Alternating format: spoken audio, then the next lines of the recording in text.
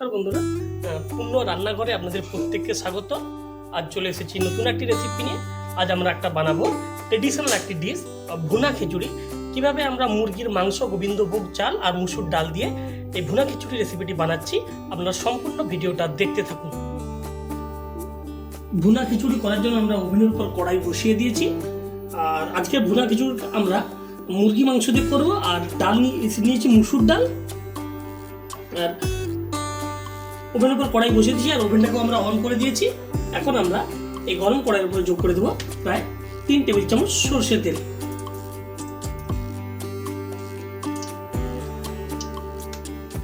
তেল গরম হয়ে গিয়েছে। এই গরম তেলটাকে আমরা কড়াই চারিদিকে একটু ঘুরিয়ে নেব।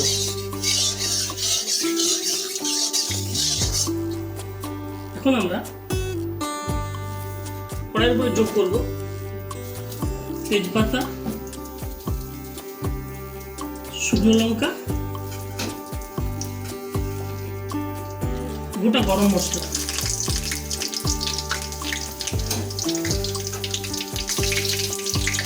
সঙ্গে আমরা কড়াই করে যোগ করে দেবো প্রায় 1 চা চামচ গোটা জিরে। এখন এগুলোকে আমরা খুঁজতে ভালোভাবে নাড়িয়ে দেবো।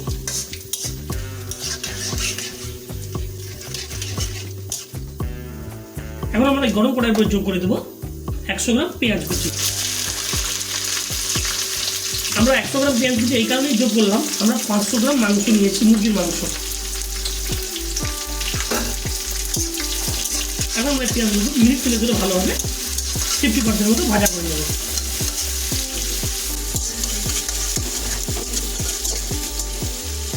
করার জন্য যেহেতু 500 গ্রাম মুরগির মাংস নিয়েছি, তাই 100 গ্রাম পরিমাণ পেঁয়াজ কুচি নিয়েছি। আর আজকে এখানে আমরা মুরগির মাংস নিয়েছি। আর আপনারা চাইলে যে কোনো শক্ত মাংস, যদি হাঁস মাংস পাওয়া যায় খুব ভালো হয় ভুনা খিচুড়ির জন্য। আমরা হাঁস খাই না, তাই মুরগি দিয়ে আপনাদের একটা ভুনা খিচুড়ি, মুরগির মাংস দিয়ে ভুনা একটা খিচুড়ি করে দেখাচ্ছি। পেঁয়াজগুলোকে প্রায় আমরা মিনিট 1.5 ধরে ভাজা করে নিয়েছি। এখন এটাকে আমরা আরও মিনিট 2 ধরে 50% মতো ভাজা করে নেব। তাই আমরা মিনিট 3 ধরে ভালোভাবে ভাজা করে নিয়েছি। প্রায় 50% মতো ভাজা হয়ে গেছে। এখন আমরা কড়াইয়ের উপরে যোগ করে দেবো 1.5 টেবিল চামচ করে আদা ও রসুনের পেস্ট। আর যেহেতু আমরা খিচুড়ি বানাচ্ছি, একটু আদার পেস্টটা একটু বেশি নিচ্ছি।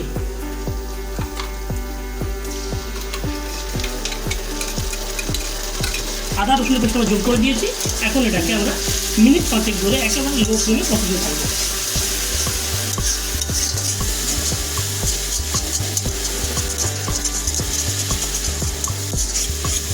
আদা রসুন পেস্ট দেওয়ার পর এটাকে আমরা প্রায় মিনিট 2 ধরে কষিয়ে নিচ্ছিলাম। এখন এটাকে আমরা মিনিট 2 ধরে একেবারে লো ফ্লেমে কষিয়ে নেব।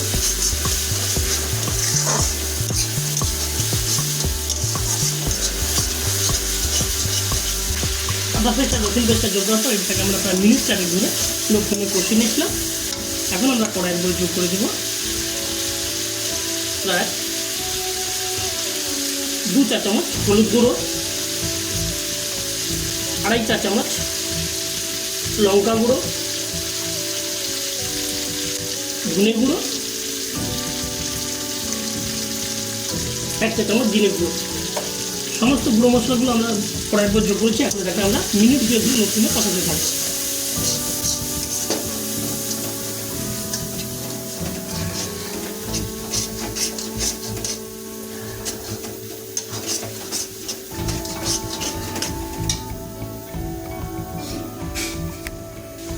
সমস্ত গুঁড়ো মশলাগুলো যোগ করার পর আমরা প্রায় মিনিট 2 ধরে মশলাগুলো কষিয়ে নিয়েছিলাম।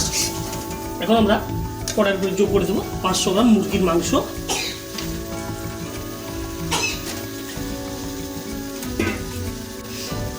একই সঙ্গে আমরা কড়াইয়ের উপর যোগ করে দেবো প্রায় 1.5 চা চামচ পরিমাণ লবণ।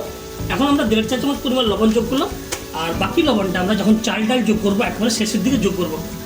মুরগির মাংসগুলো আমরা যোগ করে দিচ্ছি। এখন এটাকে আমরা 50% মতো প্রায় 7-8 মিনিট ধরে ভালোভাবে কষিয়ে নেব।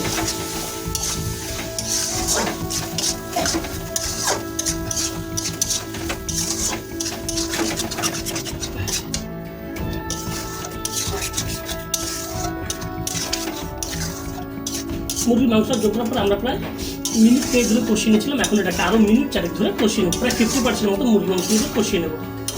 আর ভুনা খিচুড়ির জন্য সবসময় যত মাংস যত শক্ত হবে খিচুড়ি তত ভুনা খিচুড়ির জন্য তত ভালো।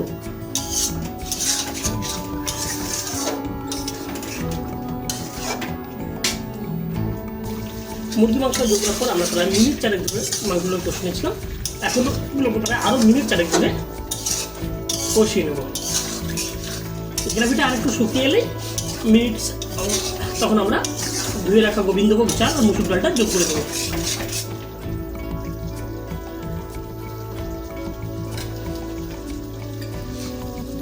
মাংসটাকে প্রায় আমরা মিনিট 7 ধরে প্রায় 50% মতো কষিয়ে নিয়েছি। গ্রেভিটাও অনেকটা শুকিয়ে এসেছে। এখন আমরা এই কড়াইয়ের উপরে যোগ করে দেবো 150 গ্রাম ধুয়ে রাখা মসুর ডাল। আর ভুনা খিচুড়ি করার সময় সবসময় যে কোনো ডাল আর চালকে ভালোভাবে ধুয়ে নেবেন, কারণ নাহলে চাল থেকে বা ডাল থেকে ফেনা তৈরি হতে পারে, ওই জন্য ভালোভাবে ধুয়ে নেবেন। যোগ করে দেবো 150 গ্রাম মুসুর ডাল। আর যেহেতু ভুনা খিচুড়ি করছি তাই আমরা মুগ ডাল ব্যবহার না করে মুসুর ডাল ব্যবহার করলাম। আমরা কড়াইয়ের উপর যোগ করে দেবো প্রায় 150 গ্রাম গোবিন্দভোগ চাল।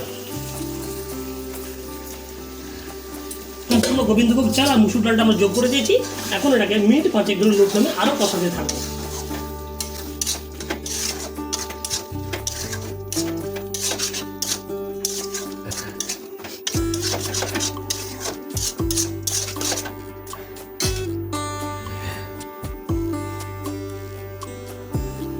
ধুয়ে রাখা চাল আর মুসুর ডালটা যোগ করার পর আমরা মিনিট 2 ধরে কষিয়ে নিয়েছি।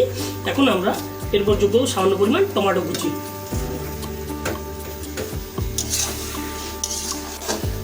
এটাকে এখন আমরা আরো মিনিট 3 ধরে লো ফ্লেমে কষাতে থাকবো।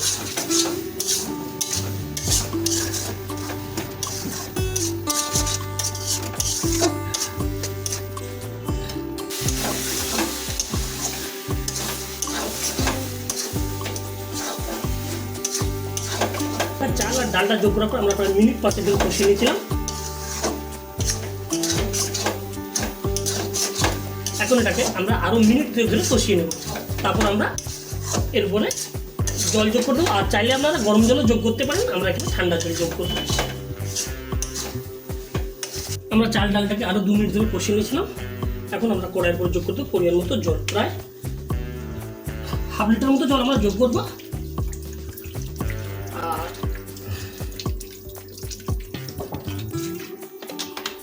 হাফ লিটার জল যোগ করে দিয়েছি। আর চাল ডালটা 50% মতো সিদ্ধ হয়ে গেলে বাকি জলটা আমরা যোগ করে দেবো।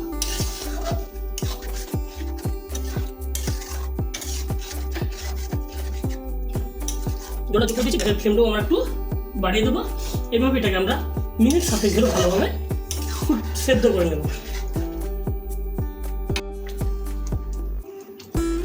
চাল ডালগুলো প্রায় 50% মতো সেদ্ধ হয়ে গেছে। আর প্রায় মিনিট 7 ধরে চাল ডালটাকে সেদ্ধ করে নিয়েছিলাম এই মাংসের সঙ্গে।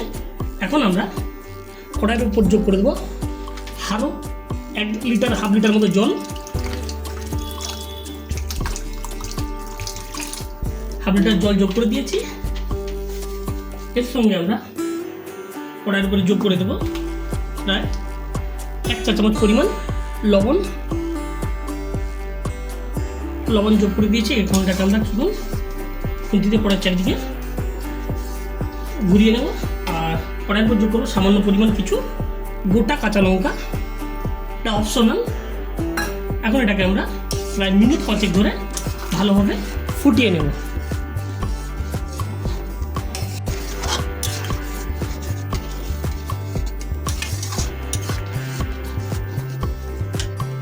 শেষে আমরা যে হাফ লিটার জলটা যোগ করেছিলাম প্রায় মিনিট 2 ধরে এটাকে ফুটিয়ে নিয়েছি।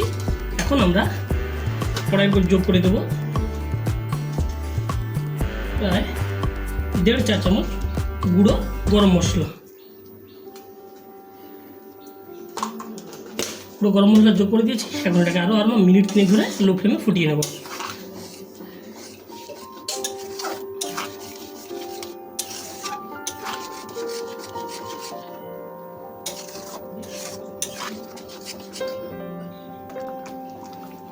গুঁড়ো গরম মশলাটা যোগ করার পর আমরা এটাকে মিনিট খানিক ধরে আরও ফুটিয়ে নিয়েছিলাম।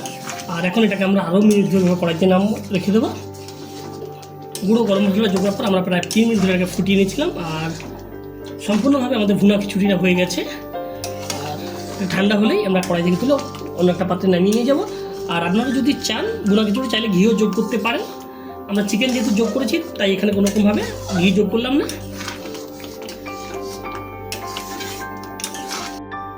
চিকেন দিয়ে আমাদের ভুনা খিচুড়িটা হয়ে যাওয়ার পর সেটা আমরা ঠান্ডা হতে কড়াই থেকে তুলে একটা পাত্রে নিয়ে চলে এসেছি। আর আপনারা দেখতে পেলেন কেমনভাবে আমরা মুরগির মাংস দিয়ে ভুনা খিচুড়িটা বানিয়েছি। আর এই খিচুড়িটা যদি আপনারা হাঁস মাংস দিয়ে রান্না করেন তাহলে কিন্তু প্রপার ভুনা খিচুড়ি হবে। সেক্ষেত্রে হাঁস মাংসর রঙটা একটু কালো হয় বলে দেখতে খুব সুন্দর হয়, পুরো সম্পূর্ণ ভুনা কালার চলে আসে। আর আমরা এখানে আজকে ভুনা খিচুড়িটা মুরগির মাংস দিয়ে বানালাম। আর এই রেসিপিটা যদি আপনাদের ভালো লেগে থাকে অবশ্যই বাড়িতে একবার মুরগির মাংস দিয়ে বানিয়ে দেখুন। আর এই রেসিপিটা কেমন লাগলো অবশ্যই কমেন্ট করে জানাবেন। আর বন্ধুরা, আপনাদের কাছে আমার অনুরোধ, যারা এখনও পর্যন্ত আমার ইউটিউব চ্যানেলটিকে সাবস্ক্রাইব করেনি তাদের কাছে অনুরোধ, চ্যানেলটিকে সাবস্ক্রাইব করুন, পাশে থাকা বেল আইকনে প্রেস করুন আর নতুন নতুন রেসিপি আনার জন্য উৎসাহিত করুন।